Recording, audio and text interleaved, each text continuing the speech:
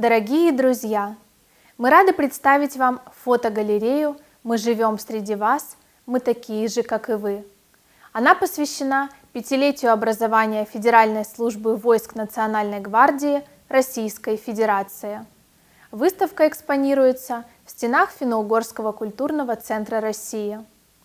На 30 фотоснимках яркие моменты трудовых будней и торжественных мероприятий Росгвардии в Республике Коми.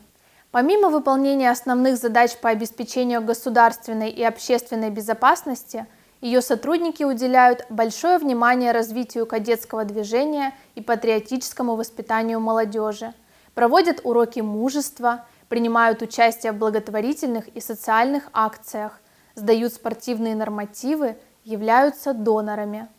Выступают перед телекамерами, объясняя специфику своей работы.